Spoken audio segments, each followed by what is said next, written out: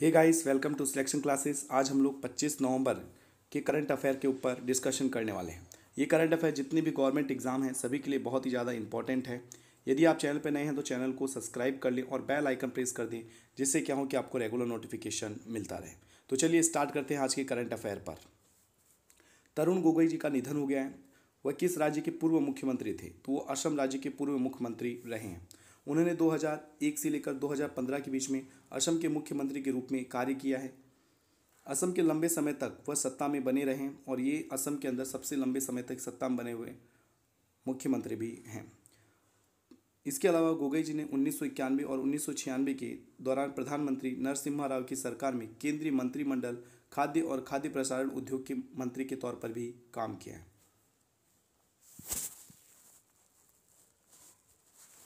पांचवें India international cherry blossom महोत्सव, कौन सा? चेरी ब्लॉसम महोत्सव को कोविड-19 के कारण क्या कर दिया गया? रद्द कर दिया गया। यह जो महोत्सव है, फेस्टिवल नहीं होगा, यह जो महोत्सव है हर साल किस राज्य में आयोजित किया जाता है? तो ये मेघालय की राजधानी शिलोंग में आयोजित किया जाता है। हिमालयन चेरी ब्लॉसम की विशिष्ट शरद ऋतु के फूलों के लिए मनाया जाता है। देखते हो यहाँ पे पिंक कलर के फूल आपको दिख रहे होंगे।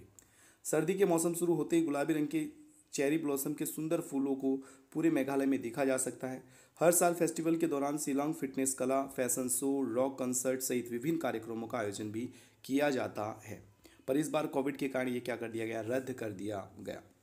मेघालय के मुख्यमंत्री हैं कॉनराड संगमा, राज्यपाल हैं सत्यपाल मलिक और वहाँ की जो राजधानी है वो है शिलोंग।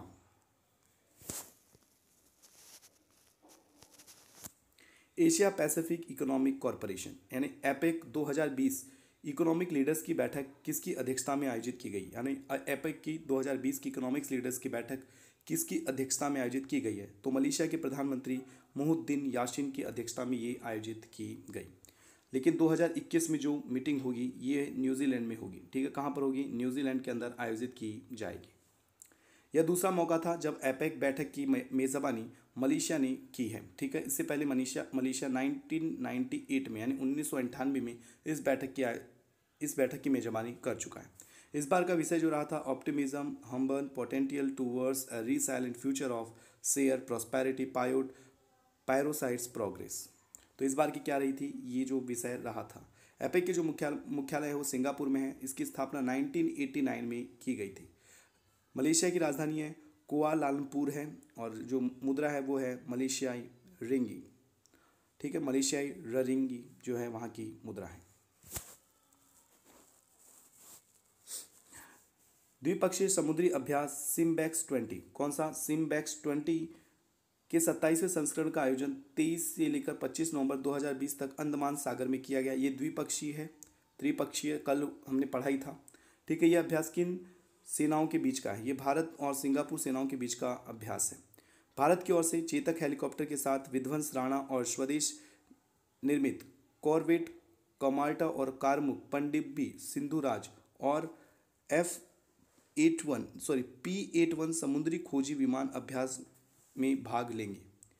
ठीक है, नौसेना के जो प्रमुख है एडमिरल करमवीर सिंह है। लंदन में आयोजित 2020 की एटीपी टूर फाइनल्स किसने जीता है? ठीक है, एटीपी टूर फाइनल्स किसने जीता है? वो जीता है डैनियल मेदवेदेव। ठीक है, कौन? Daniel Medvedev. ये कहाँ के हैं? रूस के प्लेयर हैं। टेनिस खिलाड़ी डैनियल मेदवेदेव ने डोमिनियन थियम ऑस्ट्रेलिया को हराकर यह प्रतियोगिता जीत ली है। उन्होंने किसको हराया? डोमिनिक थियम को हराया। ठीक है, किसको हराया? डोमिनिक थियम को हराया है, जो कहाँ के थे? ऑस्ट्रेलिया की थी। वही डबल्स की बात करें, दूसरी और डबल्स फाइनल में डच क्रोएशियाई जोड़ी वेस्ले कुलहोफ और निकोला मैकिटक ने जुगेन मेल्जर और एडॉर्ड रोजर वेल्सिन को हराकर अपना खिताब जीत लिया। मेंस डबल के अंदर दो नाम आपको याद रखने हैं, वो हैं वेस्ली कुलहोफ और निकोला मैकिटक। लेकिन याद रखना डैनियल मेदवेदेव ने एटीपी टूर फाइनल्स 2020 जीत लिया है।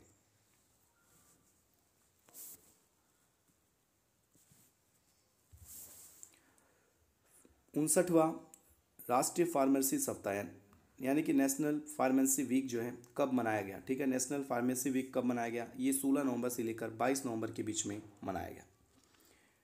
नेशनल फार्मेसी वीक यानी कि राष्ट्रीय फार्मेसी सप्ताह जो है इस बार का जो विषय रहा फार्मासिस्ट फ्रंटलाइन हेल्थ प्रोफेशनल्स। ठीक है, तो इस बार की क्या रही है, ये विषय रहा है। इस सप्ताह का मुख्य उद्देश्य सभी हितधारकों को समाज में फार्मासिस्ट की उपस्थिति के बारे में जागरूक करना है और पंजीकृत फार्मासिस्टों द्वारा दवाओं और अनेक उपयोग, हैंडलिंग और वितरण के संबंध में निभाई गई भूमिका को चिन्हित करना है। ठीक है, तो याद रखिएगा नेशनल फार्मेसी सप्ताह जो है कब मनाया गया, तो 16 नवंबर से लेकर 22 नवंबर के बीच में मनाया गया है। और इस बार का विषय फार्मासिस्ट फ्रंटलाइन हेल्थ प्रोफेशनल्स।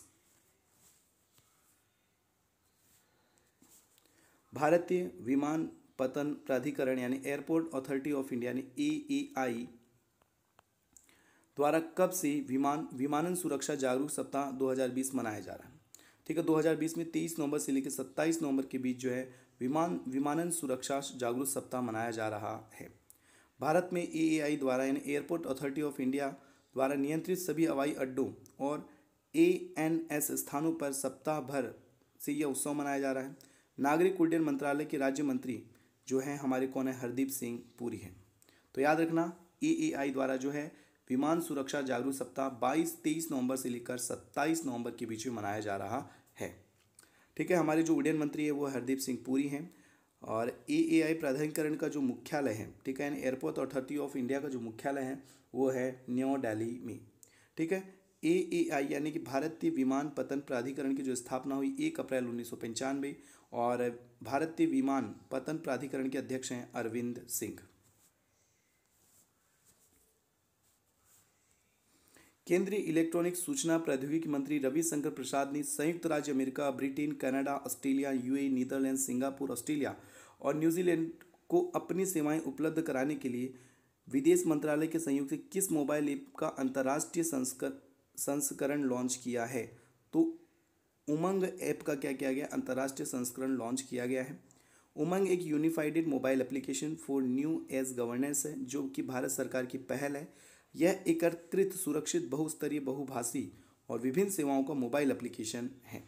ठीक है, जिसका फ़ायदा भारत के जो स्टूडेंट विदेशों में रह रहे हैं उनको मिलने वाला है, NRI मेंबर को मिलने वाला है और जो पर्यटक हैं भारतीय पर्यटकों को विदेशों में मिलेगा। भारत सरकार की सेवाओं का लाभ उठाने में मदद भी करेगा। उमंग पर उपलब्ध भारतीय सांस्कृतिक सेवाओं के माध्यम से भारत को दुनिया में ले जाने में भी मदद करेगा और भारत आने के लिए विदेश पर्यटकों को रुचि भी पैदा करेगा। यानी कि जो उमंग ऐप है वो कहीं ना कहीं जो है पर्यटक क्षेत्र को बढ़ावा देने के लिए ये जो है अंतर्राष्ट्रीय संस्करण इसका क्या किया गया, लॉन्च किया गया है।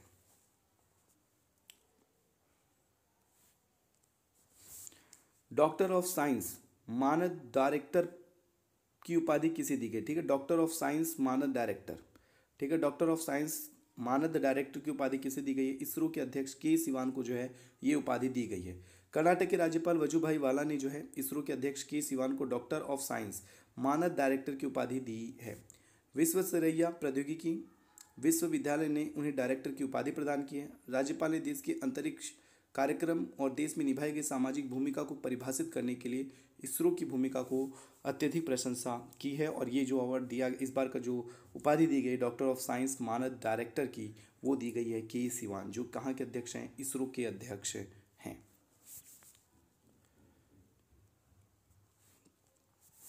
पूर्वोत्तर में पहला गाय का अस्पताल का उद्घाटन कहाँ पर किया गया, तो ये असम के डिब्रूगढ़ में इसका उद्घाटन किया गया है। ठीक है, कहाँ पर, असम के डिब्रूगढ़ में इसका उद्घाटन किया गया है।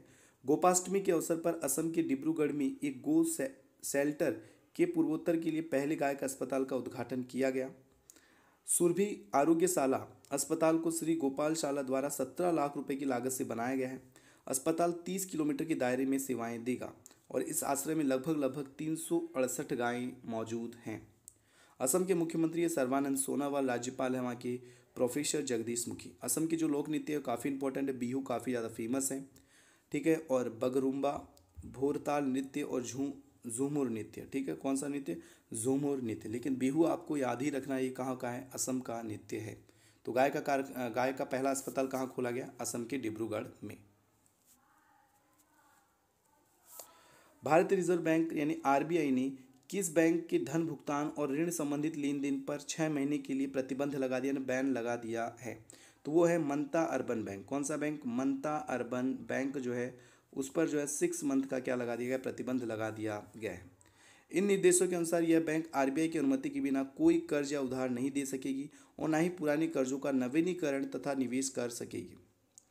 बैंक पर नई जमा राशि स्वीकार करने पर भी पाबंदी लगा दी गई है। तो मनता अर्बन बैंक जो है ये महाराष्ट्र में आई हुई बैंक है जिस पर आरबीआई ने संपूर्ण रूप से क्या लगा दिया है? प्रतिबंध लगा दिया है। आरबीआई के गवर्नर है शक्तिकांत दास, उप गवर्नर है वीपी कानूनगो जिनका समयकाल बढ़ाया गया था हाल में, एम के जैन, एमडी पात्रा और राजेश्वर राव। ठीक है, 4 जो हैं उप गवर्नर हैं यहाँ पर। और आरबीआई का जो मुख्यालय है वो है महाराष्ट्र मुंबई में। आरबीआई की स्थापना 1935 में की गई थी और आरबीआई का राष्ट्रीयकरण 1949 में किया गया था। शुरुआत में जब आरबीआई द्वारा जब बैंकों का राष्ट्रीयकरण किया गया तो 14 बैंकें थी, फिर उसके बाद अन्य बैंकों का राष्ट्रीयकरण किया गया। दोस्तों उम्मीद करता हूँ आपको आज का वीडियो काफ़ी ज़्यादा पसंद आया होगा और वीडियो को ज़्यादा से ज़्यादा शेयर करें, लाइक करें और यदि आपको कहीं पर भी दिक्कत है तो कमेंट बॉक्स में आप ज़रूर पूछ सकते हैं। चैनल को सब्सक्राइब करना ना भूलें और बेल आइकन प्रेस कर दें जिससे क्या हो कि आपको रेगुलर नोटिफिकेशन मिलती रहे। Good bye.